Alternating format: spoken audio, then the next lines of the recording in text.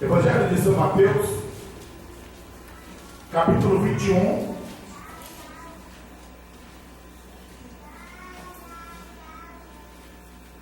versículo 12. Amém? Amém. Diz assim: entrou Jesus no templo e expulsou a todos os que ali vendiam e compravam, e derrubou as mesas dos cambistas e as cadeiras dos que vendiam obras. Poderia sentar, amados.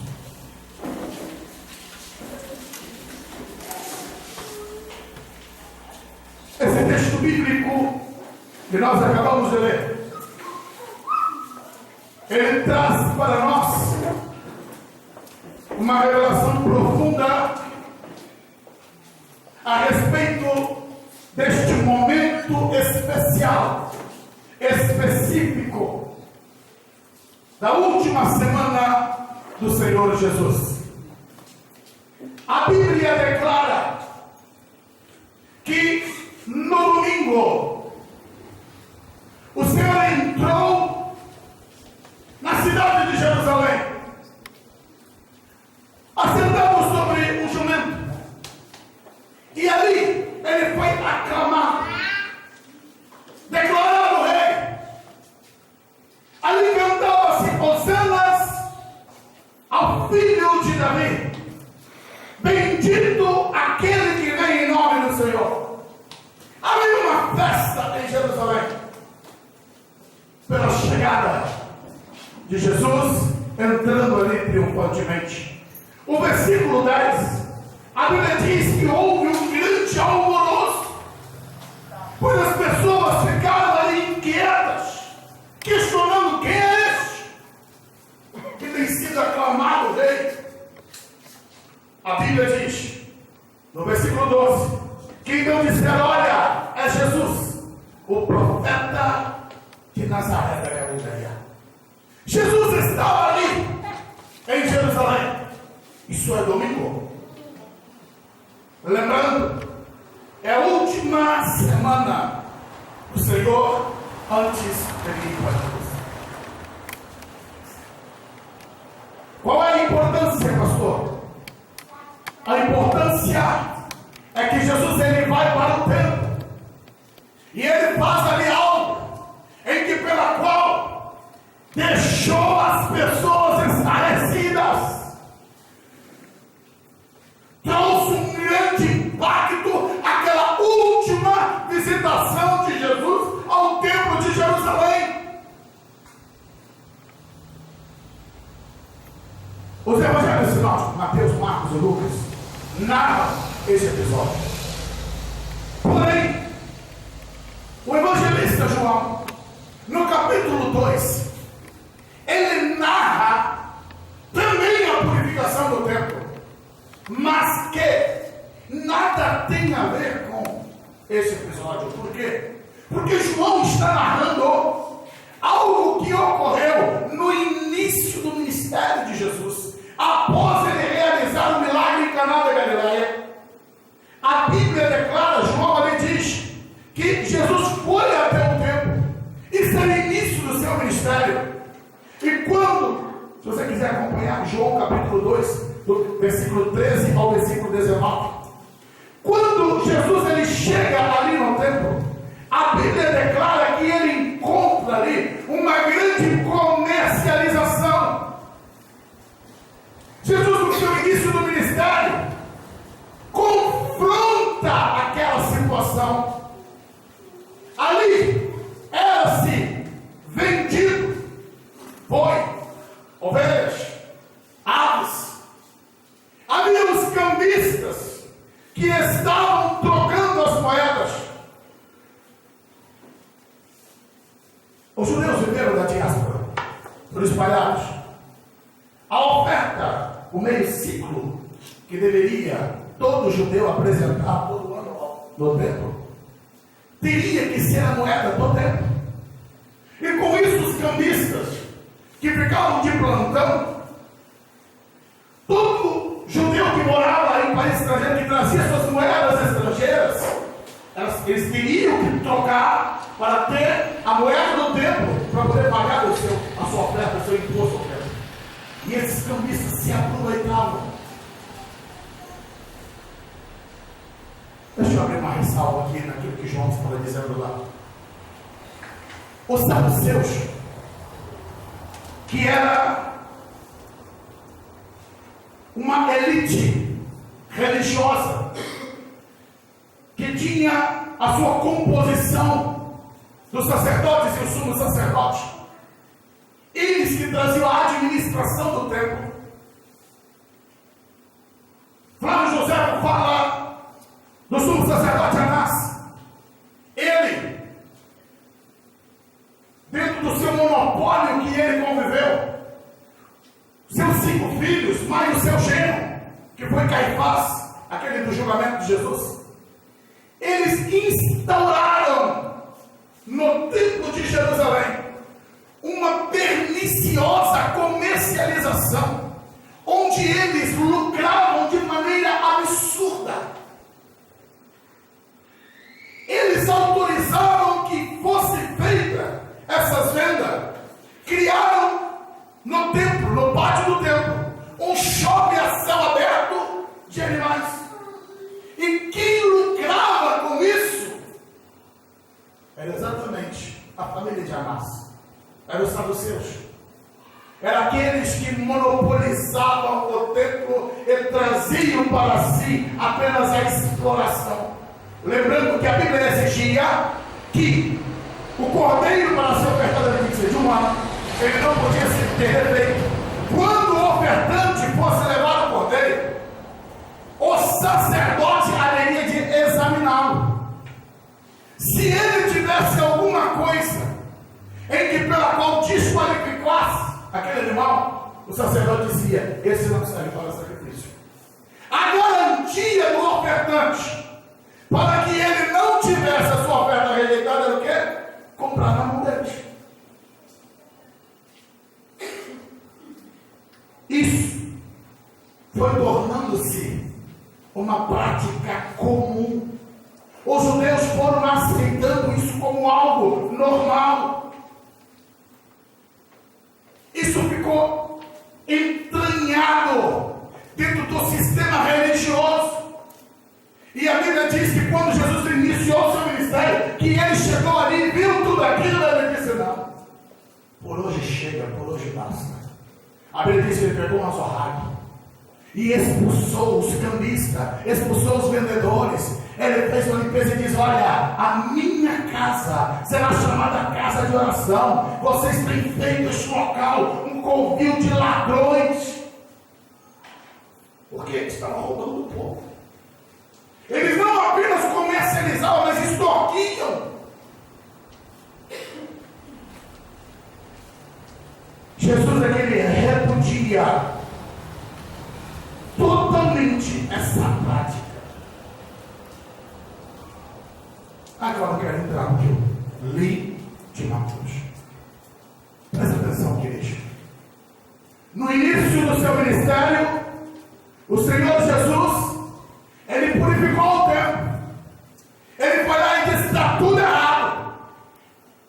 Derrubou a mesa dos cambistas e disse que aquele local não deveria ter aquela prática perniciosa. Quase 3 anos se passaram. Jesus já está caminhando para a sua última semana. Ele já está indo para a cruz. E a Bíblia diz que quando ele entra triunfantemente em Jerusalém, e que ele vai ao templo, que ele encontra o mesmo cenário de quase 3 anos atrás. Os cambistas voltaram. Os comerciantes novamente reimplantaram toda a comercialização. Novamente o templo se tornou não um local de adoração, mas um local de lucro. Se tornou um local onde se era extorquido, onde o mais importante agora não era o sacrifício, mas era o lucro obtido pelo animal, que Deus não estava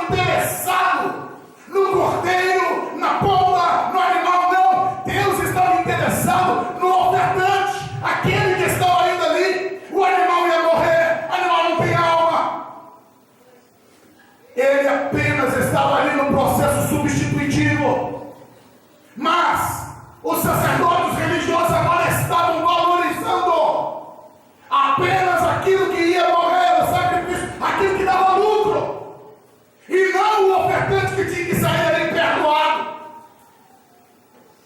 Jesus ele bota o dedo e diz: ei, está errado. Mas se isso 3 anos depois, o que me chama a atenção nessa mensagem, igreja? Qual é o parâmetro aqui que me traz para mim um grande despertamento? Deus tem feito grandes coisas na nossa vida. Deus ele tem, no seu propósito, através do seu Espírito, ministrado sobre mim e sobre você. Para você que já tem um tempo de caminhada, para você que já caminha na presença do Senhor, entenda o que eu estou te dizendo. Quantas coisas que lá atrás Deus já ministrou no seu coração, já falou com você, e que você entendeu. Deus quer isso para a minha vida. Deus ele quer que eu viva dessa forma, desta maneira, dentro deste processo. E eu te pergunto, quando hoje o Senhor avalia a tua vida, como é que Deus está te vendo? Você cresceu, você se desenvolveu, você está dentro daquilo que Deus começou em você, ou você retrocedeu? No templo de Jerusalém houve um retrocesso.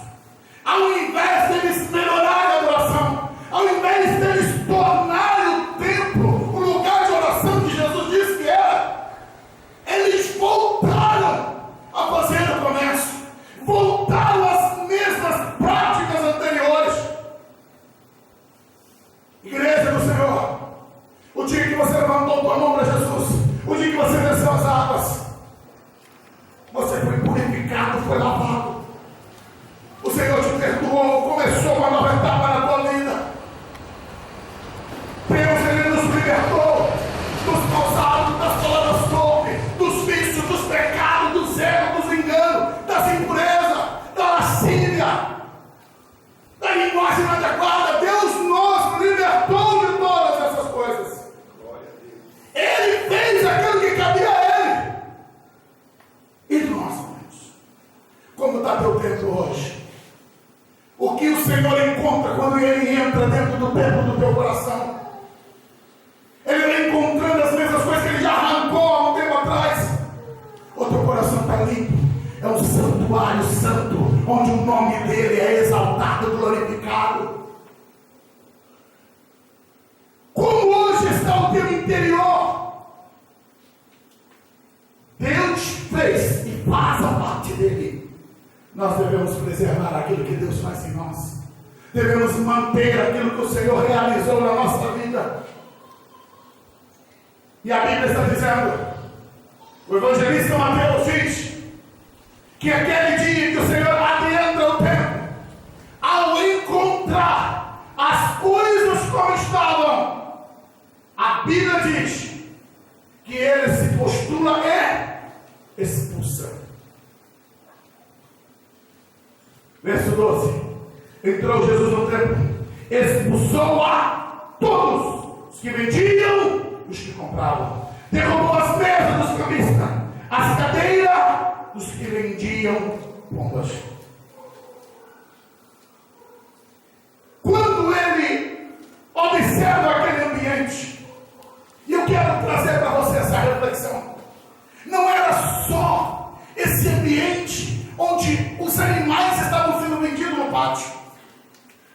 Havia um ambiente de pecado, de falta de reverência a Deus no coração daqueles sacerdotes, no coração do povo. Não tinha mais a noção da presença da pessoa de Deus. Eles não haviam mais no coração deles colocado a postura: esse local é a casa de Deus, esse local é a casa do Senhor. Era mais importante os animais, o dinheiro, os negócios. Era mais importante que a adoração. Era mais importante do que o culto. Eu pergunto, igreja, o nosso culto é o culto que Deus se agrada? O teu culto ao Senhor é o culto que Deus quer? O seu culto está contaminado? O teu culto, o culto seu ao Senhor,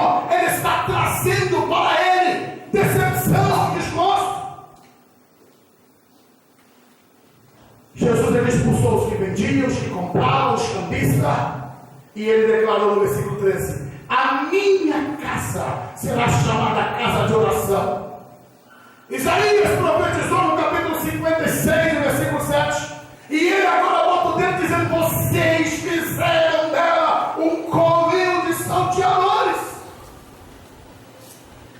Havia uma insatisfação de Jesus com aqueles que estavam profanando a sua casa. E aqui eu quero dizer para a igreja: Deus repudia toda profanação. O nosso culto ao Senhor tem que ser santo. A nossa postura diante dele tem que ser de santidade. Não posso deixar de falar. Essa crise que nós vivemos nas igrejas. Meu papel como pastor é ensinar, é instruir. Não estou aqui para criticar, mas eu preciso trazer aqui, olhando para esse texto, a realidade que hoje nós vivemos. Amados, em nome de Jesus, todos aqueles que brincam com as coisas de Deus vão pagar um alto preço. Abriu-se uma comercialização da fé. Vende-se de tudo, desde o lencinho a pacotinho de sal, pacotinho de óleo. Não é diferente daquilo em que pela qual Jesus estava dizendo. A Bíblia deixa bem clara e bem enfática: de graça recebeste, de graça. Eu não creio que Deus vai te curar porque você deu uma oferta grande. Eu não creio que Deus vai fazer acontecer porque Deus não negocia conosco, amados. Você não pode comprar Deus. Não podemos comprar as bênçãos de Deus de maneira absoluta. Ele é dono do ouro, ele é dono da prata, ele rege todas as coisas. E infelizmente as igrejas perderam noção. Graças a Deus pelos homens sérios, graças a Deus pelas igrejas sérias, mas temos visto de maneira opulenta, de maneira desalessada, ministério, pessoas que estão vendendo Deus, estão vendendo a fé. Vende-se tudo em nome de Deus, em nome do Senhor. Eu vos digo, um dia Deus vai pedir conta dessas coisas todas. Ninguém vai lucrar nas costas de Deus, vai sair ganhando achando que tudo isso vai ficar assim.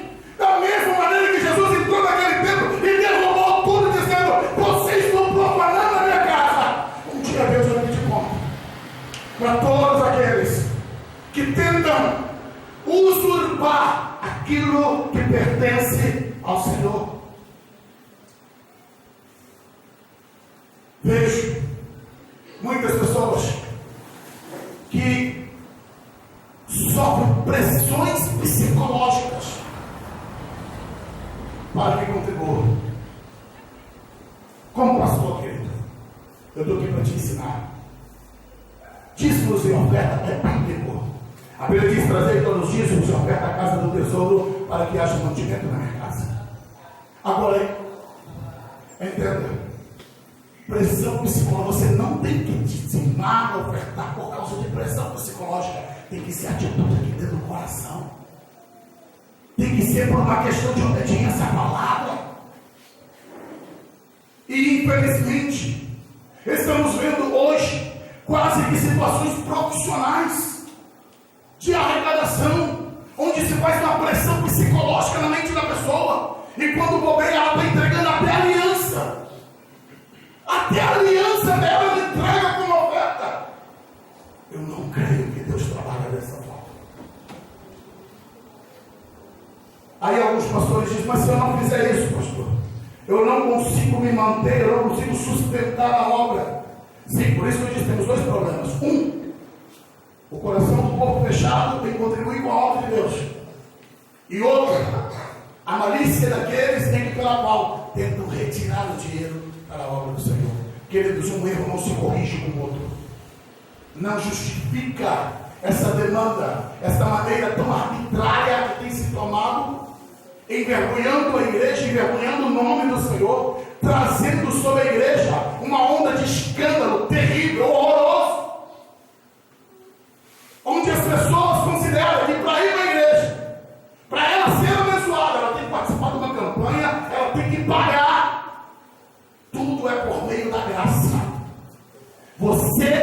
revestido por Deus por meio da graça. A atitude do seu coração de submeter a Deus, de fazer a vontade do Senhor, é isso que vai atrair a bênção de Deus para a tua vida. Voltemos ao texto bíblico. A Bíblia diz que o Senhor, ele disse: olha, a minha casa será chamada casa de oração, mas vós, tendo convertido ela em covil de ladrões e salteadores, repudiante. E Jesus repudia isso. Ele diz: não. Mas, observa o outro detalhe. Quando Jesus purifica, ele diz: não concordo, não aceito, o templo não vai mudar nisso, que ele coloca essa coisa para fora. A Bíblia está dizendo aqui, no versículo 14: vieram ter com ele, o que diz a tua Bíblia aí? Cegos e coxos, após o Senhor Jesus expelir esse erro, após purificar essa conduta errada, entrou no templo, cego, coxos, foram até o Senhor, e a Bíblia diz que Jesus os curou. Essa é a transformação que Jesus quer fazer. Tomar esse ambiente onde há uma ação humana e transformá-lo em locais de manifestação da glória dele. Deus quer que as pessoas que sejam cegas e coxas, quando entrarem no nosso templo, elas saiam curadas, restauradas, com a visão de Deus.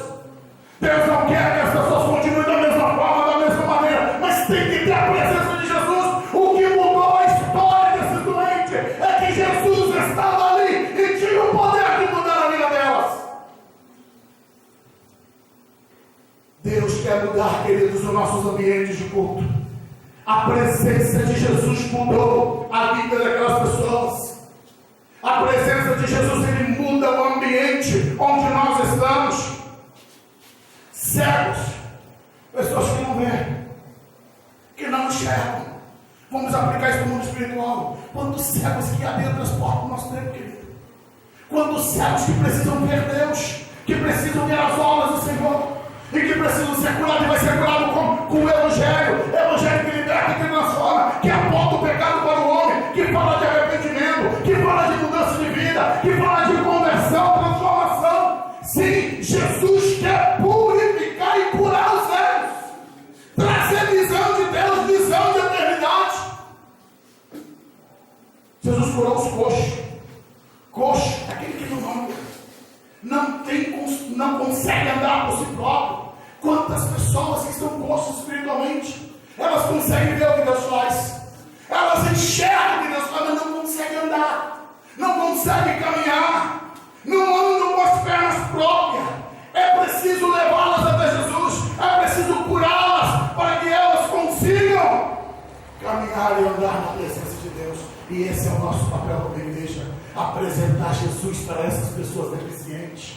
Isso é ser igreja, amados.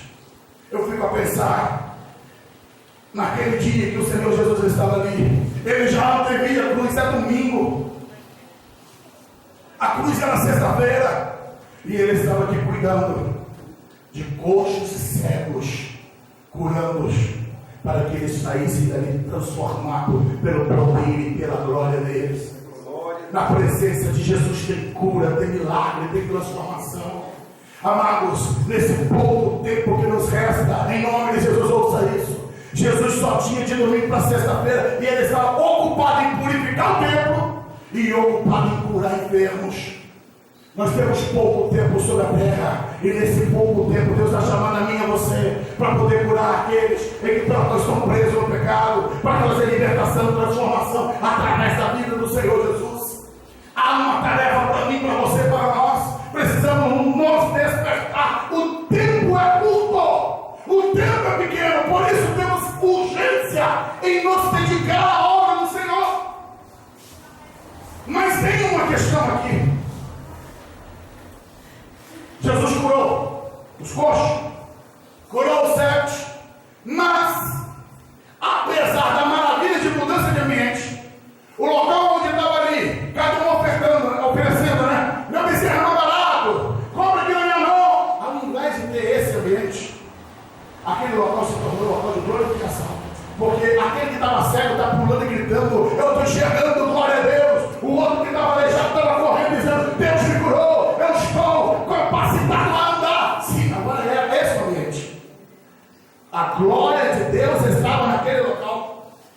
Bíblia diz que, vendo então, versículo 15, os principais sacerdotes e os escribas, as maravilhas que fazia, final do versículo diz que ficaram o quê? Indignados. Meu Deus, como? Diante dessa atuação de Jesus, ficaram indignados. Ao invés de eles se alegrarem, se indignaram com aquilo que Jesus realizou. Mas por quê? Porque Jesus mexeu no bolso dos sacerdotes. Porque Jesus virou a mesa deles.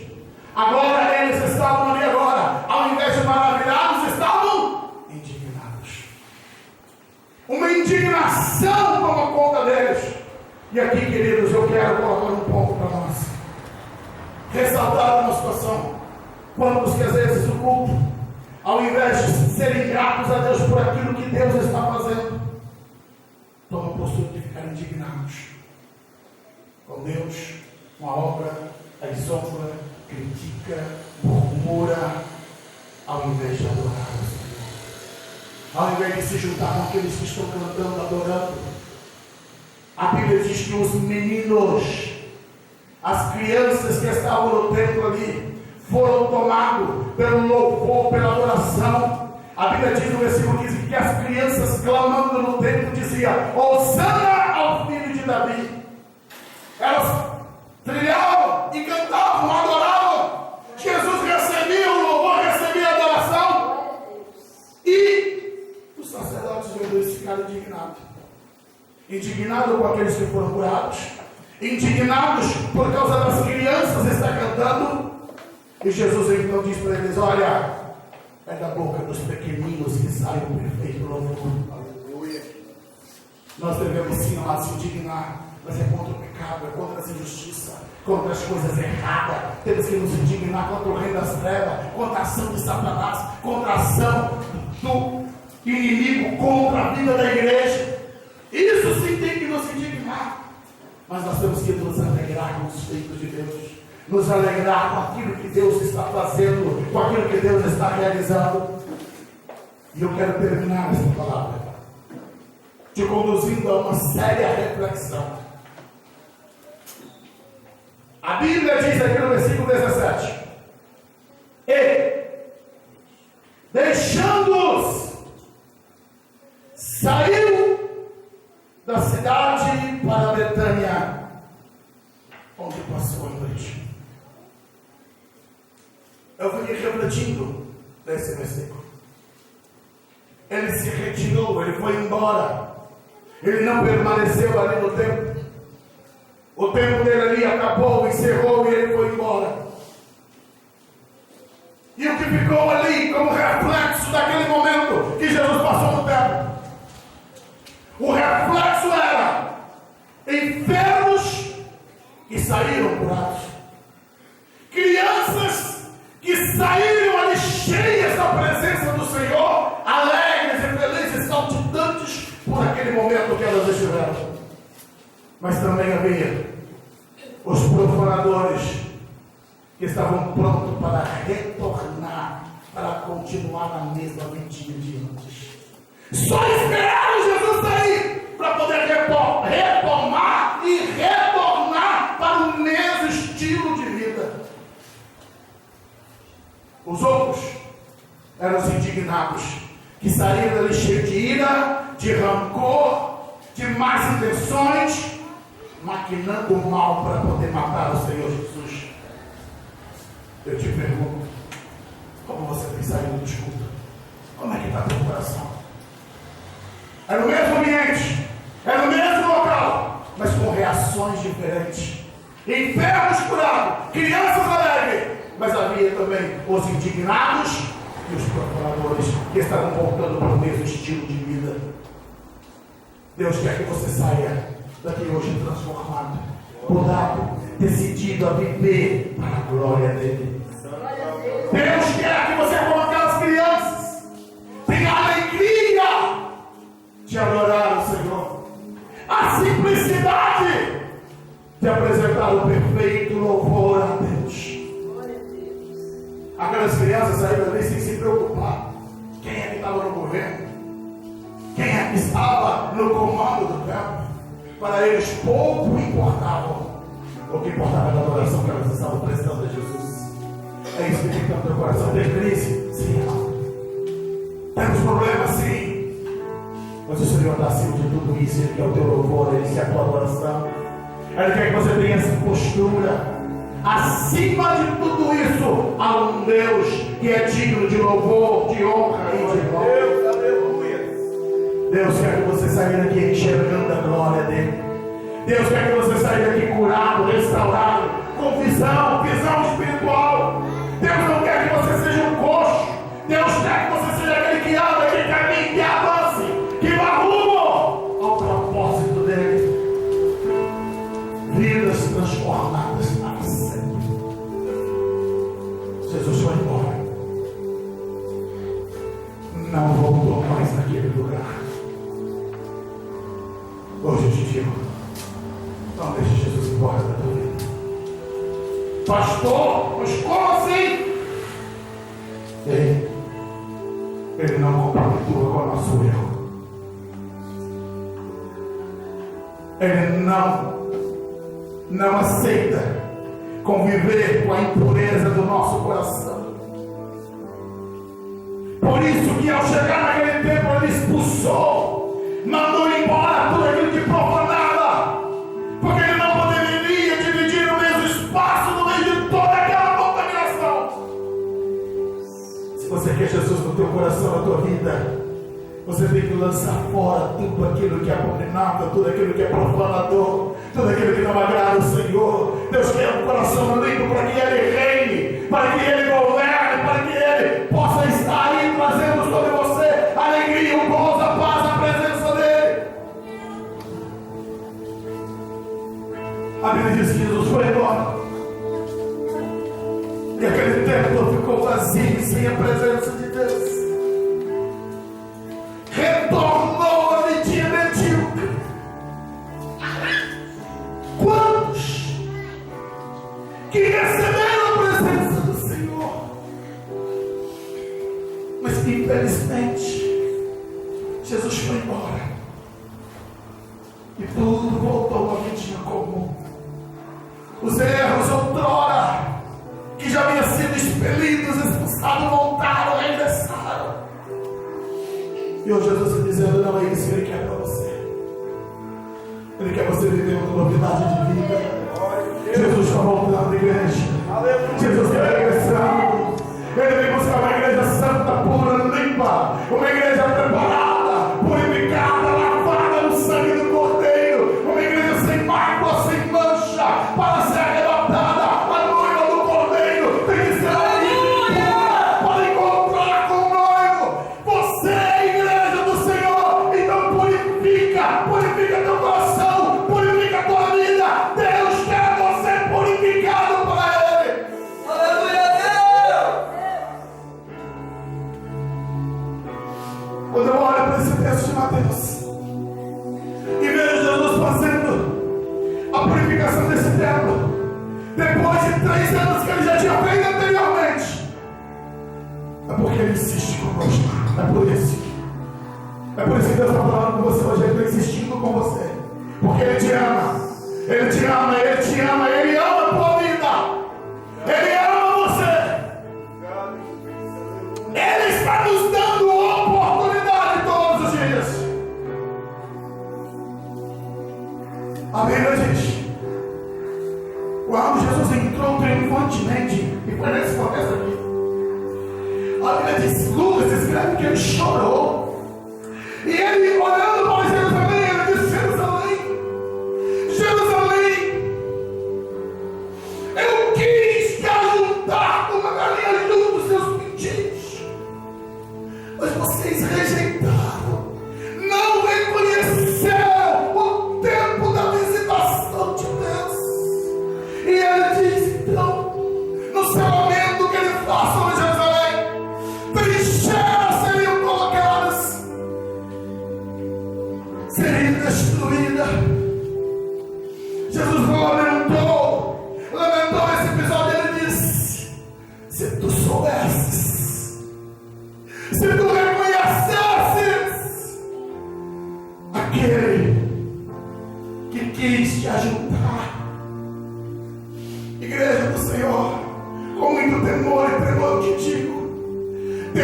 ter liberto porque te ama. Depois de quase 40 anos desse episódio que eu acabo de pregar para você, Jerusalém veio abaixo, seus muros foram quebrados, destruídos, o templo foi totalmente incendiado. Jesus preveniu, ele purificou antes, dizendo: não é para acontecer isso. Não deram ouvidos. Os religiosos não escutaram, pagaram um alto preço. Deus não quer que você pague esse preço. Deus não quer que o seu tempo seja destruído, seja queimado. Ei, igreja, hoje Deus está falando com você. Hoje Deus está falando contigo porque te ama, te ama. Ele está insistindo: purifica, purifica, purifica o teu interior. Há um juízo de Deus vindo aí. Há uma sentença do Senhor que advém. Israel não reconheceu. Pagou um alto preço. Eu quero convidar a igreja para